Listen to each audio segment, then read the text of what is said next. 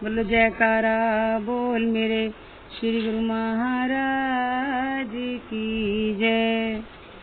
आपके घर के पास कोई मंदिर या गुरुद्वारा है, वहाँ जाकर कुछ समय सेवा करो। आपका ध्यान सेवा की ओर भी जाएगा तो आपको दुगना लाभ प्राप्त होगा। दुनिया के काम धंधों को करते हुए मालिक को दिल में बसाने में ही मनुष्य जन्म की सफलता है। श्री वचनों को श्रवण कर और महाप्रभु जी के नजदीकी दर्शन पाकर वह भक्तियानी और विद्यार्थी आभार प्रकट करते हुए कृत्य हो गए। महापुरुष अपने संकल्प के धनी होते हैं। उन्हें जहाँ प्रेमी पुकारते हैं वह मार्ग की कठिनाइयों का सामना करते हुए जैसे तैसे वहाँ पहुँच ही जाते हैं। ऐसे ही एक बार श्री अनंतपुर में पूर्व मनाने के पश्चात आपने शिवपुरी का कार्यक्रम बनाया। श्री कार के निकलने से लगभग आधा घंटा पूर्व महात्मा ज्ञान शब्दानंद जी सामान का ट्रक भरकर उसी ओर जा रहे थे। थोड़ी दूर आगे जाने पर पता चला कि एक गांव के पास चक्का जाम, ऐसी हड़ताल जिसमें सड़क पर वाहनों का यातायात रोक दिया जाता है था। महात्मा जी शीघ्रता से ट्रक मोड़कर वापस आने लगे ताकि पीछे आ रही श्री कार तक यह सूचना पहुंचा सके कि आगे मार्ग अवरुद्ध है। श्री कार के समीप पहुंचकर उन्होंने श्री गुरु महाराज जी से विनय की कि प्रभु आगे चक्का जाम है, पुलिसकर्मी किसी को भी इस मार्ग से वाहन नहीं ले जाने दे रहे। श्री गुरु महाराज जी ने फरमाया कि उनके ऑफिसर से जाकर बात करो। श्री आज्ञा पाकर महात्मा जी के ऑफिसर से जाकर कहा कि हमारे श्री आनंदपुर वाले श्री गुरु महाराज जी ने आज ही दोपहर 12 बजे शिवपुरी पहुंचना है। वहां सत्संग का प्रोग्राम है। वह ऑफिसर प्रसन्न भाव से कहने लगा, श्री आनंदपुर वाले महाराज जी क्या वह इस मार्ग से आ रहे हैं? मेरे हृदय में कब से उनके पावन श्री दर्शन करने की तीव्र अभिलाषा है। आप कृपया उनके चरणों में मेरी ओर से विनती करें कि वह मुझे अपने श्री चरण कमलों में मत्था टेकने का सौभाग्य प्रदान करे। महात्मा जी ने आकर विनय की तो श्री प्रभु जी की कार उस चौराहे पर पहुंची। श्री प्रभु जी ने उस ऑफिसर को देखते हुए फरमाया, प्रेमी तुम्हें दर्शन देने के लिए ही तो हमने यह सारी रचना रचाई है। श्री दर्शनों की दिव्य झलक पाकर और पावन वचनामृत श्रवण कर वह और उसके साथ काम करने वाले अन्य 40 कर्मचारियों के अंतर्हृदय में दिव्य आनंद की लहरें तरंगित हो उठी। इस प्रकार उस ऑफिसर की मनोभिलाषा पूर्ण कर आपने अनुम धाम और पुनित धाम आश्रम में कृपा फरमाई और समय समय पर उन आश्रमों को अपने चरण रज से कृतार्थ करते रहे। वर्तमान समय में निजी वाहनों द्वारा यात्रा करने वाले गुरुमुख प्रेमी यहाँ पर विश्राम के लिए ठहरते हैं। श्री परम धाम ग्वालियर श्री सतगुरुदेव जी महाराज ने सन 1970 में दिसंबर मास में श्री संत नगर के लिए प्रस्थान किया। मार्ग में ग्वालियर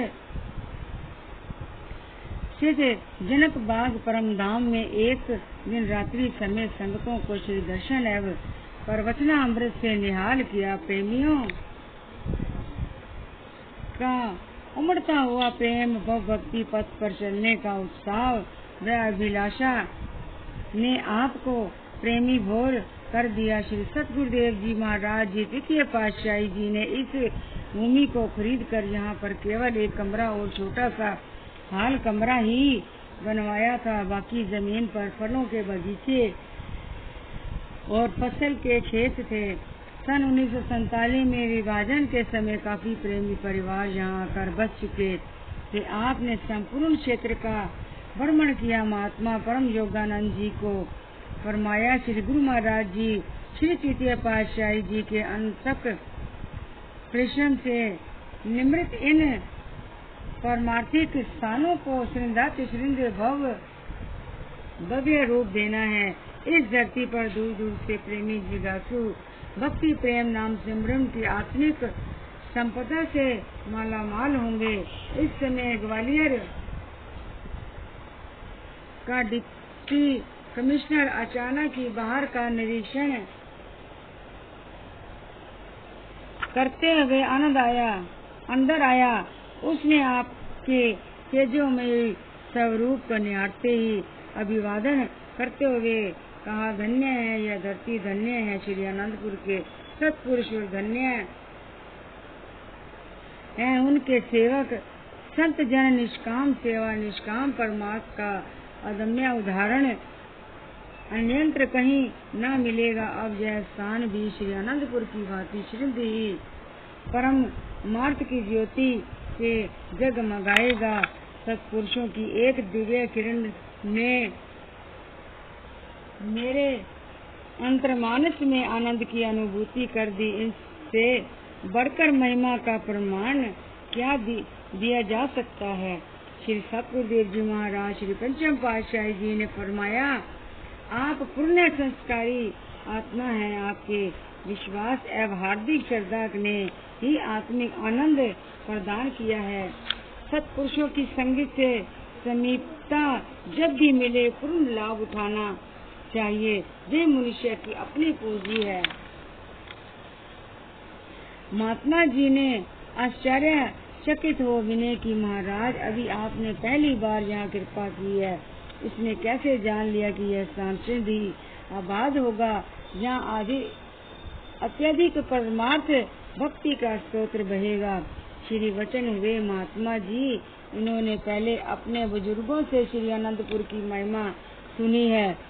संस्कारी जीव सत्पुरुषों की समीपता पाते हैं, निहाल हो जाते हैं। श्री परमहंस दयाल जी श्री प्रथम पातशाही जी की अमर ज्योति का जन जन में जगमगाने का समय निकट ही है। महात्मा जी श्री गुरु श्री मुख की और निहारते हुए नतमस्तक हो गए। महापुरुष ही अपने रहस्यमय वाणी के रहस्य को जानते हैं, जीव इसे कहाँ समझ सकता है। रात्रि समय श्री दर्शन खुले। उस समय लगभग 50-60 प्रेमी जिज्ञासु श्री दर्शन के लिए उपस्थित थे। श्री सतगुरुदेव जी महाराज जी पंचम पातशाही जी ने उस छोटे से हाल कमरे में श्री तृतीय पातशाही जी महाराज जी की मूर्ति विराजमान कर श्री आरती पूजा की, क्योंकि उस समय सब स्थानों एवं आश्रमों पर श्री तृतीय पातशाही जी महाराज की श्री मूर्ति ही विराजमान होती थी। पूर्ण श्री दर्शन खुले। आपने श्री प्रवचन फरमाए, महापुरुषों का अवतरण केवल जीवों के कल्याण की खातिर ही होता है।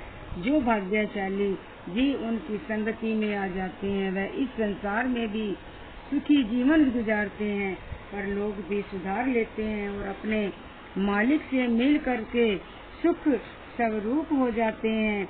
आप सब गुरुमुख जन बहुत ही भाग्यशाली हैं, जिनको सत्पुरुषों की पावन संगति मिल गई है और सत्संगत में आकर ऐसा विचार मिल गया है, भक्ति के ऐसे सरल साधन मिल गए हैं, जिनकी पालना करने से लोग पर लोग सवर जाते हैं।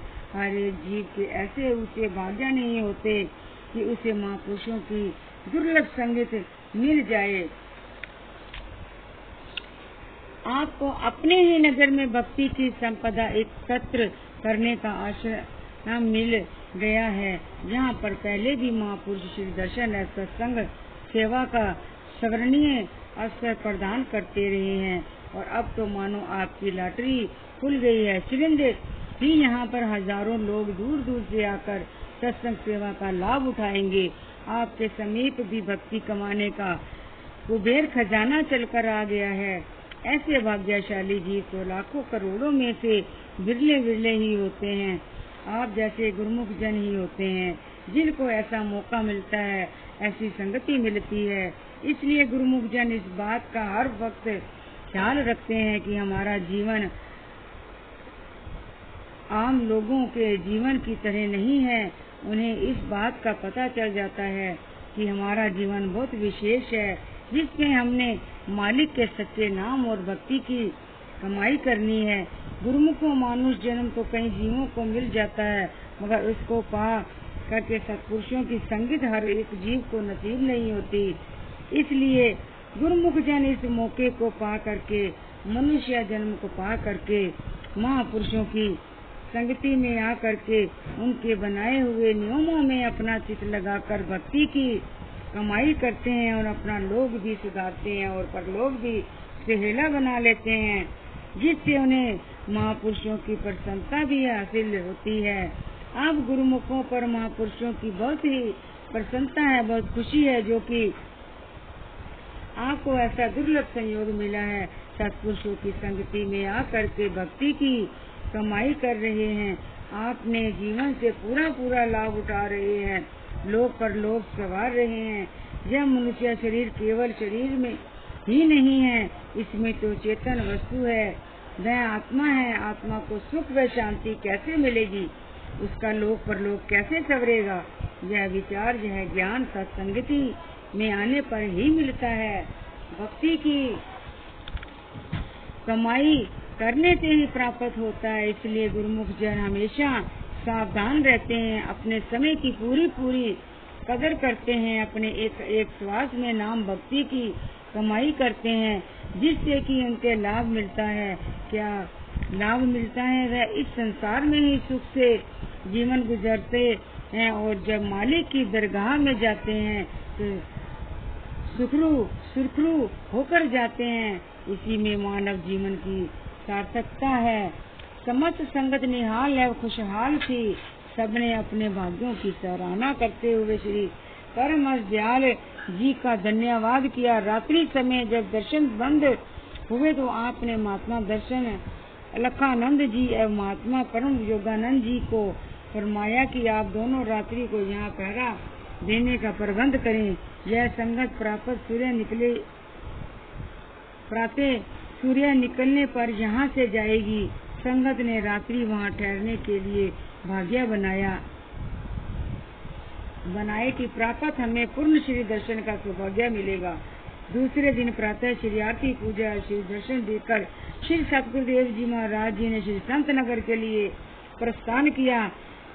15 दिन तक यहाँ परमार्थ लाभ करवाकर आप वापस ही श्री अनंतपुर लौट आए। महापुरुष अपने कर्म प्रेमियों की भावना इस प्रकार पूरी करते हैं। यह प्रेम की अगाध लीला है। आपने सन 1972 में जब श्री संत नगर का कार्यक्रम बनाया तो महात्मा श्री संतोषानंद जी ने विनय की कि प्रभु, ग्वालियर में ही एक छोटा सत्संग आश्रम है, वहाँ बुजुर्ग माता रहती हैं। श्री सतगुरुदेव जी महाराज उस आश्रम में पधार कर श्री परम हंस महान विभूतियों को स्वयं विराजमान करें। उन्होंने यह भी विनय की कि स्थान छोटा होने के कारण साथ में आई हुई संगत के भोजन का प्रबंध वह परम धाम आश्रम में करेंगे। श्री प्रभु जी परम धाम से आगे श्री संत नगर जाने का प्रोग्राम था। श्री वचन हुए कि श्री संत नगर से वापस पर प्रोग्राम बताएंगे। महात्मा जी स्वयं अधिकतर दिल्ली में सत्संग की सेवा करते थे। उन्होंने माता को बताया कि श्री दर्शन का प्रोग्राम बनने पर हम यहाँ आएंगे, तुम हित चित्त से सेवा करती रहना। वह आश्रम का एक गली के मकानों के बीच था। बाहर अधिकतर उजाड़ था तथा गली में कोई भी उस समय आश्रम में इतना आता जाता ना था। माता ने तो एक ही रट लगानी आरंभ कर दी, मेरे घर राम आएंगे, मिलनी के भाग्य जगाएंगे। ऐसा बोलते हुए वह नाम की धुनी में खो जाती। उसकी सुरती पूर्णतः से श्री चरणों से जुड़ गई। 15 दिन के पश्चात महात्मा जी को प्रोग्राम विदित हुआ कि शाम समय आश्रम में श्री दर्शन होंगे। महात्मा जी ने श्रींदी सारा प्रबंध करवाया। साथ में 2-4 भक्तानियों को ले गए। श्रीकार के साथ एक बस गुरुमुखों की थी। उस समय फोन की सुविधा नहीं थी। अचानक ही समय प्रोग्राम बदल गया। आश्रम पर संदेश भिजवाया गया कि श्री दर्शन कल प्रातः होंगे। तैयार की गई भोजन सामग्री को लेकर परमधाम आश्रम पर पहुंच जाओ। महात्मा जी ने श्रींद ही भक्त भक्तानियों को साथ लिया। लो तो रिक्शा द्वारा परमधाम जाने लगे तो माता से कहने लगे, माता हम सब जा रहे हैं, तुम्हें सुबह श्री दर्शन होंगे। पीछे से सावधान रहना, कोई भी दरवाजा खटखटाए तो खोलना नहीं, संध्या हो चुकी है, सेवा का सारा सामान आश्रम में ही है। माता ने विनय की, महात्मा जी आश्रम में मुझे ही रहना है और श्री दर्शन भी मुझे बाद में ही होंगे। हे भगवान, यह कैसी लीला है। महात्मा जी वहाँ से परमधाम आश्रम में पहुँच गए। माता ने दरवाजा बंद कर लिया। मंदिर में बैठकर भगवान को प्रेम भाव के अश्रुओं से नहलाने लगी। मेहरबान भगवान, सुना तो बहुत है परंतु नहीं, हृदय की पुकार तो सुनते हुए मेरे भाग्य में क्या दर्शन नहीं थे। ऐसा कह उसने प्रेम विभोर होकर धून लगा दी। मेरे घर राम आ रहे हैं, अभी अभी दर्शन दिखा रहे हैं। बोलो जयकारा बोल मेरे श्री गुरु महाराज की जय।